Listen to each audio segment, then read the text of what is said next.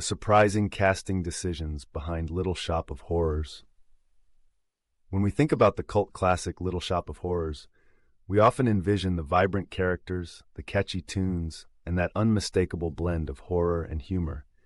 But behind the scenes, the casting choices for this film adaptation were as colorful and complex as the story itself.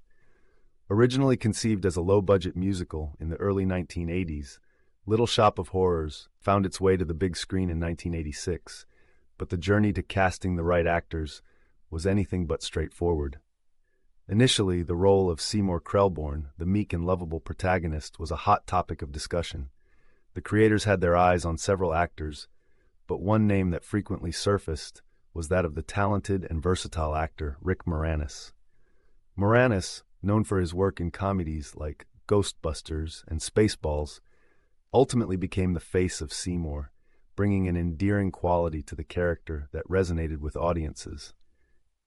But it's interesting to note that before Moranis was secured, other actors were considered, including the likes of Robert Downey Jr. and even a young Nicolas Cage.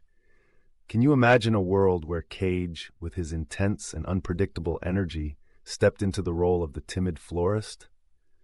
It's a fascinating thought, but ultimately, Moranis' charm and comedic timing made him the perfect fit. And then there's Audrey, Seymour's love interest, a character that needed to embody both vulnerability and a certain tragic allure. The original choice for Audrey was none other than Ellen Greene, who had originated the role in the off-Broadway production. Greene's unique voice and quirky charm made her a standout, and her transition to the film was seamless. However, the producers also toyed with the idea of casting other big names, including the likes of Madonna and even a then-rising star, Jennifer Jason Leigh.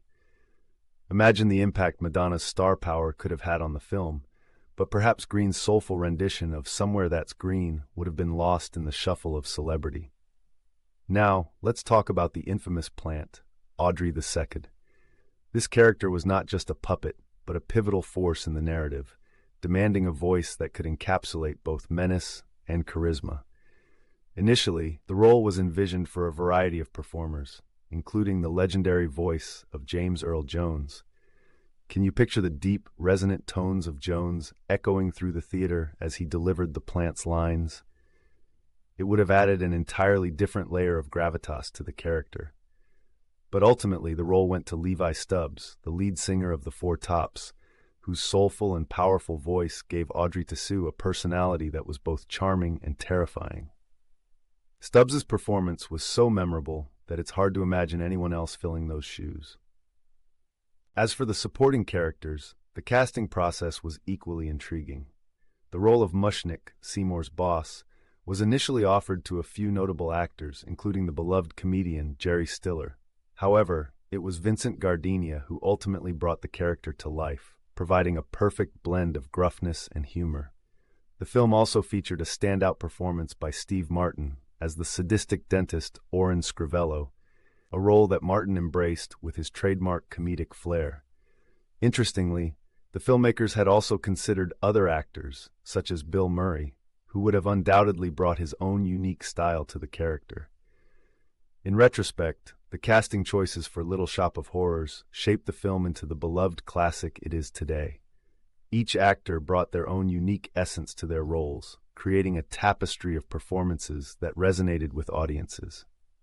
The original vision may have included a variety of names, but it was the final choices that captured the heart and humor of the story, leaving an indelible mark on musical cinema.